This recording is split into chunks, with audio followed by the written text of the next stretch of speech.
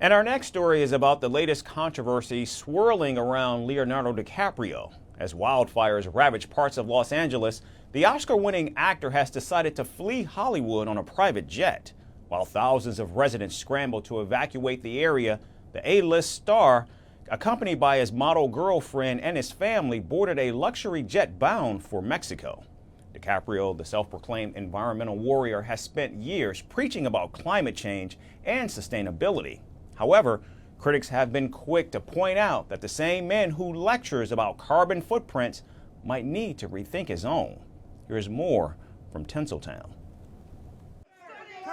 Leonardo DiCaprio, an Oscar-winning actor, climate change advocate, and apparently part-time jet setter, has found himself in the middle of yet another controversy. While parts of Los Angeles remain engulfed in wildfires, DiCaprio, along with his model girlfriend Vittoria Ceretti, his father George and his stepmother, hopped on a private jet bound for Cabo San Lucas, Mexico's top tourist destination. In the midst of raging wildfires in Los Angeles, DiCaprio decided it was best to take the scenic route via his private jet.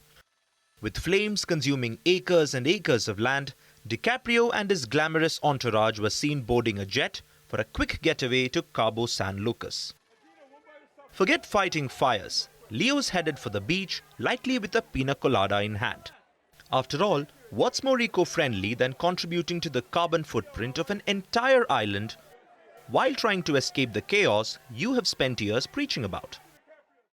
The move raised eyebrows, particularly for someone so vocally passionate about climate change. DiCaprio's foundation has pledged millions towards sustainability and climate action. His Instagram is a curated gallery of eco-conscious posts. And yet, there he was, soaring above the flames in a jet. DiCaprio has certainly made a name for himself as an environmental advocate, taking to stages around the world to speak about the climate crisis. His COP26 appearance was hailed as a win for the environment. After all, he did choose to fly commercial, a rare feat for a man of his stature.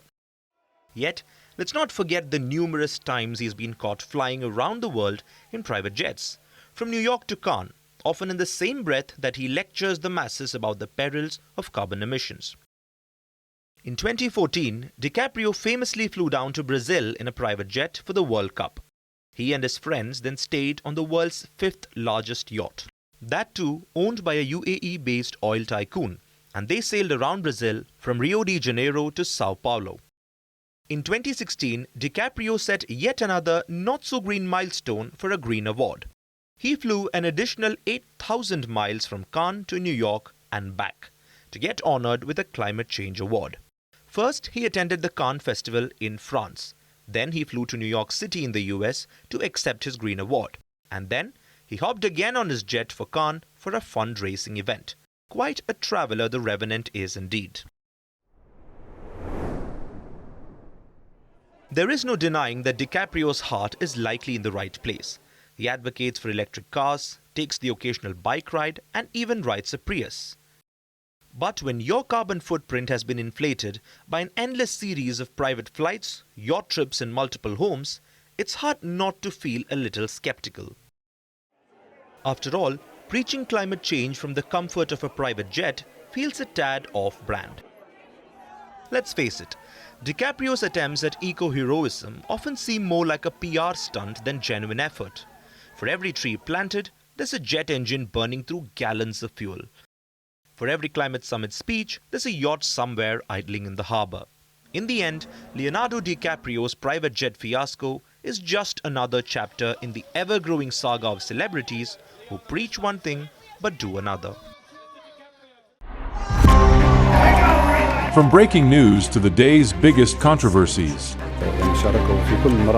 shedding light on the world's top headlines, detailed analysis on the stories that matter the most to you. Catch it all on Spotlight at 6 p.m. India time and 12:30 GMT, only on Firstpost.